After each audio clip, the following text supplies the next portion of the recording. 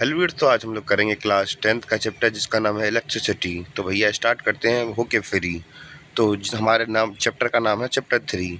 तो स्टार्ट करते हैं अपना चैप्टर बिल्कुल होके फ्री। तो भैया अगर हम लोग इलेक्ट्रिसिटी की बात करें या फिर इलेक्ट्रिक करंट की बात करें तो वो क्या होता है। इलेक्ट्रिसिटी क्या होती है? Electricity is a flow of charges, यानी कि फ्लो के चार्जेस, यानी कि जो चार्ज है हमारे क्या होते हैं, चार्जेस होते हैं, उनके फ्लो यानी कि बहने को हम लोग क्या कह देते हैं, इलेक्ट्रिसिटी कह देते हैं। क्लियर? अब जब हमने डेफिनेशन में ये देख लिया कि इलेक्ट्रिसिटी क्या है, फ्लो ऑफ चार्ज है, तो भैया ये भी समझना ज़रूरी हमारे लिए हो जाता है कि भैया ये चार्ज क्या होता है। तो भैया चार्ज क्या है, चार्जेस क्या होते हैं? तो भैया it is a property of matter. ये क्या है? मैटर की प्रॉपर्टी है which cause it to experience a force, जो कि इससे क्या दिलाती है, मतलब एक एक्सपीरियंस फोर्स कराती है जैसे जब ये मैग्नेटिक फील्ड में प्लेस कर दी जाती है। तो इतना क्लियर है। और भैया हमारे पास पॉजिटिव चार्ज और नेगेटिव चार्जेस होते हैं, ठीक है। और अगर हम लोग लाइक चार्जेस की बात करें तो भैया जो लाइक चार्जेस होते हैं, यानी कि एक जैसे चार्जेस रहते हैं, तो भैया वो एक दूसरे को रिपेल यानी कि भगाते हैं या फिर दूर भगा देते हैं।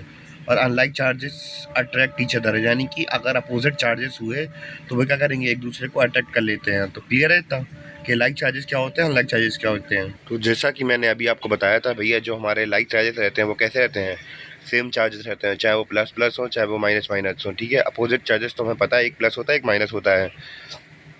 और इलेक्ट्रिक चार्जेस की अगर एसआई यूनिट की बात की जाए तो भैया इसका एसआई यूनिट क्या होता है, कूलम्ब होता है, जिसको हम लोग कैपिटल क्यू से रिप्रेजेंट करते हैं। तो इतना क्लियर है, कोई डाउट तो नहीं है। तो भैया जब हम लोग चार्ज की बात कर ही रहे हैं तो भैया इससे रिलेटेड पहले हम एटम के बारे में समझते हैं। तो जैसा कि हमें पता है कि एटम किससे मिलकर बना होता है, इलेक्ट्रॉन, प्रोटॉन और न्यूट्रॉन, ठीक है। इलेक्ट्रॉन के अंदर नेगेटिव चार्जेस होते हैं, प्रोटॉन के अंदर पॉजिटिव चार्ज होते हैं और न्यूट्रॉन के अंदर कोई चार्ज नहीं होता, यानी कि इलेक्ट्रॉन के अंदर नेगेटिव चार्ज, प्रोटॉन के अंदर पॉजिटिव चार्ज और न्यूट्रॉन के अंदर कोई चार्ज नहीं। क्लियर है इतना? आई थिंक इतना तो क्लियर हो गया होगा। अब हम लोग बात करेंगे कि इलेक्ट्रॉन के ऊपर चार्ज कितना होता है। तो भैया एक इलेक्ट्रॉन के ऊपर चार्ज होता है -1.6 इंटू 10⁻⁻19 कूलम्ब। अगर प्रोटॉन की बात की जाए तो इसके ऊपर चार्ज कितना होता है, +1.6 इंटू 10⁻⁻19 कूलम्ब। इतना चार्ज होता है किसके ऊपर, प्रोटॉन के ऊपर। मैं फिर से बता दे रहा, इलेक्ट्रॉन के ऊपर चार्ज होता है -1.6 इंटू 10⁻⁻19 कूलम्ब चार्ज होता है किसके ऊपर, इलेक्ट्रॉन के ऊपर। प्रोटॉन की बात की जाए तो भैया +1.6 इंटू 10⁻⁻19 कूलम्ब चार्ज होता है प्रोटॉन के ऊपर। क्लियर है इतना? अब भैया हम लोग बात करेंगे how many electrons in 1 coulomb charge. तो हम लोग बात करेंगे कि 1 कूलम चार्ज में कितने इलेक्ट्रॉन्स प्रेजेंट होते हैं। तो भैया वो होते हैं 6.25 इंटू 10⁻18 इलेक्ट्रॉन्स हमारे प्रेजेंट रहते हैं। और उसको हम लोग निकाल सकते हैं इस फॉर्मूले से, जो कि आपको दिख रहा होगा, Q equal to n e, जिसमें कि Q क्या होता है, चार्ज होता है, E होता है नंबर ऑफ इलेक्ट्रॉन्स, और N होता है नंबर ऑफ इलेक्ट्रॉन्स, और E होता है चार्ज ऑन इलेक्ट्रॉन। तो आई होप सो कि आपको इतना क्लियर हो गया हो। तो भैया अगर हम लोग इलेक्ट्रिसिटी को डिवाइड करना चाहें तो भैया इलेक्ट्रिसिटी को भी हम लोग दो पार्ट में डिवाइड कर सकते हैं। किस बेसिस पर? उनके चार्जेस की बेसिस पर। तो अगर हम लोग बात करें उनके चार्जेस की बेसिस पर कैसे कैसे कर सकते हैं, तो भैया दो प्रकार से बांट सकते हैं। पहली होती है हमारी स्टैटिक इलेक्ट्रिसिटी और दूसरी होती है करंट इलेक्ट्रिसिटी। तो भैया स्टैटिक इलेक्ट्रिसिटी क्या होती है ये समझते हैं। स्टैटिक इलेक्ट्रिसिटी के अंदर हम लोग बात करते हैं कि कोई चार्जेस फ्लो नहीं करते हैं, वो एक ही जगह पे इकट्ठे होकर रहते हैं। जैसे कि अगर हम लोग बात करें कि अगर अगर आप लोग प्लास्टिक वगैरह या फिर स्केल वगैरह रब करके बचपन में देखी हो, तो भैया उसमें देखा होगा कि भैया जो उसमें चार्जेस रहते थे केवल उसी हिस्से में आ पाते थे जहाँ पे वो रब किया जाता था। तो इसका मतलब ये है कि भैया जो हमारी स्टैटिक इलेक्ट्रिसिटी है वो मूव नहीं करती है ज़्यादा, मतलब ट्रैवल नहीं करती है इतनी ज़्यादा, बस वो थोड़ा बहुत ही चार्जेस यहाँ से वहाँ हो जाते हैं, बस ट्रैवल नहीं करती। क्लियर है था? और दूसरी हमारी क्या, करंट इलेक्ट्रिसिटी, इसको समझते हैं और अच्छी तरीके से। अगर करंट इलेक्ट्रिसिटी की बात की जाए तो भैया इसमें क्या करती है, जो चार्जेस होते हैं वो फ्लो करते हैं मेटल वायर के ऊपर एक सिस्टमेटिक मैनर के अंदर। तो भैया मैं दोबारा से बता दे रहा, स्टैटिक इलेक्ट्रिसिटी फ्लो नहीं करती है और करंट इलेक्ट्रिसिटी फ्लो करती है एक सिस्टमेटिक मैनर में, किसके ऊपर, मेटल वायर के ऊपर या फिर कंडक्टर के ऊपर। क्लियर है? तो भैया अब हम लोगों ने करंट इलेक्ट्रिसिटी और स्टैटिक इलेक्ट्रिसिटी दोनों देख ली। अब हम लोग बात करेंगे करंट के बारे में। तो करंट क्या होता है? तो भैया current is a flow of charge per unit time, और इसको रिप्रेजेंट किया जाता है आई से, और आई इक्वल टू होता है Q upon t. Q equal to charge है यहाँ पे और टी इक्वल टू टाइम है। और भैया इसका एस आई यूनिट यानी कि स्टैंडर्ड ऑफ यूनिट क्या होता है, वो होता है एम्पियर, ठीक है। और इसको ए से रिप्रेजेंट किया जाता है। और हम लोग बात करें इसको जनरली और स्मॉल यूनिट्स में हम लोग मेजर करते हैं। पहला होता है मिली एम्पियर, दूसरा होता है माइक्रो एम्पियर। और इसको डिनोट किया जाता है मिली एम्पियर को एम ए से रिप्रेजेंट किया जाता है। इसमें 1 MA इक्वल टू होता है -10⁻³ एम्पियर। और माइक्रो एम्पियर को डिनोट किया जाता है it's denoted by mu A, और 1 mu A equal to -10⁻⁻6 ampere. और इसको करंट को मेजर किया जाता है एमीटर के द्वारा, जिसको रिप्रेजेंट जी उसकी एमीटर है, हमारा मीटर डिवाइस है, और ये सिंबल है इसका मीटर का। क्लियर इतना। अब भैया हम बात कर रहे थे एमीटर के बारे में। तो एमीटर का सिंबल तो हमने ऊपर दिखाई दिया कि हमारा सिंबल ऐसे दिखता है ऊपर। अगर एमीटर की बात की है तो भैया यहाँ पे मैं 2 पॉइंट ध्यान रखने हैं। तो भैया पहला पॉइंट ये है कि इट हैज़ लो रेजिस्टेंस, यानी कि इसके पास रेजिस्टेंस बहुत कम होता है। दूसरा है ये है कि ये हमेशा का सीरीज़ में कनेक्टेड रहते हैं। कैसे कनेक्टेड रहते हैं? सीरीज़ में कनेक्टेड रहते हैं। क्लियर है इतना? तो भैया अब हम लोग बात करेंगे इलेक्ट्रिक सर्किट क्या होता है। तो भैया इलेक्ट्रिक सर्किट वो होता है, यानी कि जो इलेक्ट्रिक करंट, जो करंट का ट्रांसमिट का जो पाथ होता है भैया, उसी को हम लोग क्या बोलते हैं? इलेक्ट्रिक सर्किट बोल देते हैं। क्या बोल देते हैं? इलेक्ट्रिक सर्किट बोल देते हैं। और भैया अब हम लोग बात करेंगे एनसीईआरटी के एग्जाम्पल की। तो अगर एनसीईआरटी के इस एग्जाम्पल की बात की जाए तो इसमें हमें इस क्वेश्चन में हमें गिवन क्या है? इसमें हमें करंट दिया गया है 0.5 एम्पियर और टाइम दिया गया है 10 मिनट। और जब भी ध्यान रखिए, तो जब भी हम लोग ऐसा सवाल करते हैं तो भैया स्टैंडर्ड यूनिट में उसको लिख लेते हैं सबसे पहले, जो उनका स्टैंडर्ड यूनिट होता है यूनिट्स का। तो भैया अगर हम लोग इसको, जैसे कि हमें फॉर्मूला पता है Q=IT होता है, तो भैया आई हमारा करंट कितना दिया गया हमें? करंट दिया गया था 0.5 और टाइम दिया गया था 10 मिनट। तो भैया इसको हम लोगों ने सेकंड में चेंज कर लिया, तो इससे मल्टीप्लाई कर दिया। तो भैया हमारा कितना निकला? हमारा चार्ज निकला 300 कूलम चार्ज निकला। क्लियर है था? तो भैया अब हम लोग समझेंगे हमारे इलेक्ट्रिक पोटेंशियल और पोटेंशियल डिफरेंस के बारे में। तो जैसे कि हमें ये हरे रंग का चीज़ दिख रही है, तो भैया ये क्या है? एक मेटल वायर है, इसके अंदर फ्री इलेक्ट्रॉन्स बहते हैं, मतलब भरे हुए हैं। और अगर ये एक पर्टिकुलर डायरेक्शन में बहते हैं तो भैया इसे हम लोग क्या कह देते हैं? इलेक्ट्रिसिटी कह देते हैं या करंट कह देते हैं। क्लियर है इतना? तो भैया हम लोगों ने इतना तो समझ लिया कि भैया हमारे मेटल के अंदर जो हमारे इलेक्ट्रॉन्स रहते हैं भैया, वो फ्री रहते हैं, तो भैया रेंडमली मूव करते रहते हैं। तो भैया there must be a difference to make them flow in a same direction. तो हमें कुछ ना कुछ डिफरेंस करना पड़ेगा, जिससे कि जो हमारे इलेक्ट्रॉन्स हैं वो मूव करने लगेंगे। तो भैया तार के अंदर हमें पता है फ्री इलेक्ट्रॉन्स होते हैं, कोई भी तार हो फ्री इलेक्ट्रॉन्स होते ही होते हैं उसके अंदर, पर उसके इलेक्ट्रॉन्स को बहाएं कैसे? तो भैया इसको हम लोग एक एग्जाम्पल की मदद से समझेंगे, फिर आपको समझाएंगे। तो भैया एग्जाम्पल समझ लीजिए। अब मान चलिए ये दो व्हीकर हमारे दोनों जुड़े हुए हैं, ठीक है, दोनों जुड़े हुए हैं, पर अगर इनका जो बैलेंस है वो दोनों बराबर है, तो भैया वाटर फ्लो ही क्यों होगा? क्यों होगा फ्लो?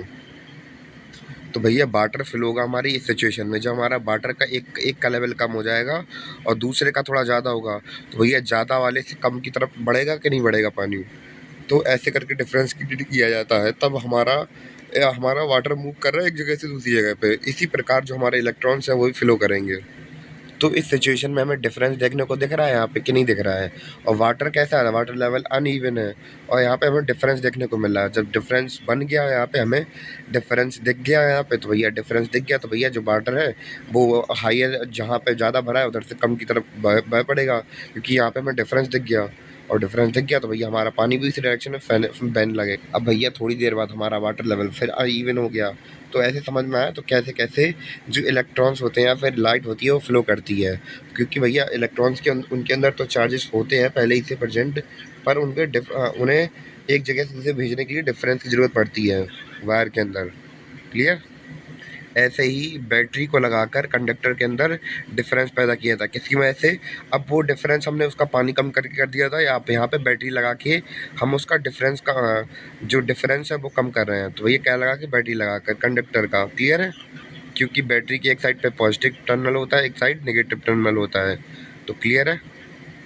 तो भैया जिससे होता क्या है कि भैया हमारे जो इलेक्ट्रॉन्स होते हैं वो बैटरी के पॉजिटिव साइड पे पहुंच जाते हैं, और हम लोग बात करें उसी को हम लोग क्या कह देते हैं? इलेक्ट्रिकल पोटेंशियल या फिर पोटेंशियल डिफरेंस कह देते हैं। क्लियर ये वाला पॉइंट? अब भैया हम लोग पोटेंशियल डिफरेंस की डेफिनेशन वगैरह देख लेते हैं, जिससे कि हमें अच्छी तरीके समझ में आ जाए। तो भैया ये क्या होता है? It is the work done to move one unit charge from one point to another, यानी कि पोटेंशियल डिफरेंस क्या होता है कि वन यूनिट चार्ज को एक जगह से दूसरी जगह पे चेंज करने के लिए जो वर्क डन होता है भैया वही क्या कहलाता है, पोटेंशियल डिफरेंस कहलाता है। तो भैया पोटेंशियल डिफरेंस क्या होता है, इक्वल टू क्या होता है, वर्क अपॉन चार्ज। क्या होता है, वर्क अपॉन चार्ज। और इसका ऐसा यूनिट क्या होता है, वोल्ट होता है। क्लियर है था? मैं फिर से बता दे रहा, it is a work done to move, यानी कि ये क्या होता है, काम होता है टू मूव। किसे मूव कर रहे हैं, यूनिट चार्ज को, फिर एक पॉइंट से दूसरे पॉइंट के लिए। ठीक है। और पोटेंशियल डिफरेंस इक्वल टू होता है वर्क अपॉन चार्ज। ठीक है। और ऐसा यूनिट होता है वोल्ट। तो भैया ये समझ लेते हैं वन वोल्ट क्या होता है। तो भैया वोल्ट तो देख लिया, तो वन वोल्ट का कैसे डिफाइन करेंगे, when one joule of work, यानी कि जब एक जूल ऑफ वर्क किया जाता है किसके लिए, एक joule one coulomb of charge को कैरी करने के लिए, यानी कि एक जूल वर्क किया जाता है एक वन कूलम ऑफ चार्ज को कैरी करने के लिए। जब तब potential at that point, potential की बारे में बात करें, पोटेंशियल एट दैट टाइम, वो उस समय की जो पोटेंशियल होता है उसी को हम लोग क्या बोलते हैं, वन वोल्ट बोलते हैं। तो मैं फिर से डेफिनेशन बोल दे रहा, when one joule of work is done in carrying one coulomb of charge, then potential of that point is called one volt. तो इतना क्लियर है या नहीं है, वन वोल्ट की डेफिनेशन क्लियर है क्या नहीं है? और जो पोटेंशियल डिफरेंस की हम लोग बात कर रहे थे वो मेंटेन किया जाता है सेल या बैटरी के द्वारा, और पोटेंशियल डिफरेंस मेजर किया जाता है वोल्ट मीटर के द्वारा। पोटेंशियल डिफरेंस मेजर किया जाता है वोल्ट मीटर के द्वारा। क्लियर है? अगर हम वोल्ट मीटर की बात करें तो भैया दिखने में कुछ ऐसा दिखता है हमें, और इसका हम लोग बात करें ये क्या कहता है, पोटेंशियल डिफरेंस को मेजर करता है वोल्ट मीटर के। और बस एक पॉइंट ध्यान रखने वाली चीज़ है कि भैया इसमें रेजिस्टेंस कैसा रहता है, हाई रेजिस्टेंस रहता है। कैसा रेजिस्टेंस रहता है, हाई रेजिस्टेंस रहता है। तो क्लियर है, उम्मीद है कि आपको समझ में आ गया हो अब। और एक चीज़ और ध्यान रखनी है कि भैया ये कनेक्टेड रहता है पैरेलल में। कैसे रहता है, पैरेलल रहता है कनेक्टेड। कैसा रहता है, पैरेलल कनेक्टेड रहता है। और एक पॉइंट और ध्यान रखना भैया, वोल्ट मीटर में जो करंट फ्लो होता है भैया हायर से लेकर लोअर पोटेंशियल की तरफ बहता है करंट हमारा। कैसे बहता है, हायर करंट से लोअर करंट की तरफ बहता है, हायर पोटेंशियल से लोअर पोटेंशियल की तरफ बहता है। ठीक है, क्लियर, कोई डाउट तो नहीं है अब? तो भैया ये हमारा दूसरा एग्जाम्पल है किसका, एनसीईआरटी का, जिसमें हमें दिया गिवन क्या क्या गिवन है। तो भैया हमारा अगर चार्ज की बात करें तो भैया 2 कूलम चार्ज है, पोटेंशियल डिफरेंस 12 वोल्ट गिवन है। ठीक है। तो अगर हम लोग इसके फॉर्मूला अगर पुटअप कर दें, V equal to W upon Q, तो भैया हमारा डब्ल्यू की वैल्यू कितनी निकल के आ जाएगी, वो निकल के आ जाएगी 12 जूल्स। तो ठीक है, उम्मीद है कि आपको समझ में आया हो। तो भैया सर्किट डायग्राम को भी समझ लेते हैं थोड़ा बहुत। तो भैया ये क्या होता है, ग्राफिकल रिप्रेजेंटेशन होता है इलेक्ट्रिक सर्किट का, जिसके अंदर हम लोग बात करें हर एक कंपोनेंट को जो कि इलेक्ट्रिक सर्किट से रिलेटेड होता है रिप्रेजेंट किया जाता है उसके सिंबल्स के द्वारा। तो इतना क्लियर हुआ। तो भैया सर्किट डायग्राम क्या होता है, सर्किट डायग्राम एक बेसिकली एक ग्राफिकल रिप्रेजेंटेशन होता है इलेक्ट्रिक सर्किट का, जिसके अंदर हम लोग का हर एक कंपोनेंट जो कि इलेक्ट्रिक सर्किट से रिलेटेड है भैया उसको सिम्बॉलिकली या फिर हम लोग बात करें सिंबल की मदद से रिप्रेजेंट करते हैं, दिखाते हैं। तो रहा ये भैया, ये रहे उसके सिंबल्स और ये रहा उसका डायग्राम। तो उम्मीद है आपको समझ में आ गया हो। यहाँ पे ये स्विच वगैरह लगा है, सेल लगा है, स्विच से भैया चालू बंद कर दो, सेल लगा है यहाँ पे, और यहाँ पे रजिस्टर वगैरह लगा है, यहाँ पे मीटर लगा है। तो क्लियर है, उम्मीद है कि आपको सर्किट डायग्राम समझ में आ गया हो। और जो पार्ट 1 है हमारा आज यहीं पे कंप्लीट होता है, और बाकी का जो चैप्टर बचा तो हम लोग पार्ट 2 में निपटा लेंगे। और उम्मीद है कि आपको चैप्टर समझ में आया हो। तो यहाँ पर थोड़ी नॉइज़ वगैरह हो रही, नॉइज़ प्रॉब्लम हो रही, इस वजह से मैं दोबारा से वीडियो शूट कर दूंगा और अपना सेकंड पार्ट जल्दी ही लेके आऊँगा। तब तक के लिए धन्यवाद, मिलते हैं अपने अगली वीडियो में, बाय।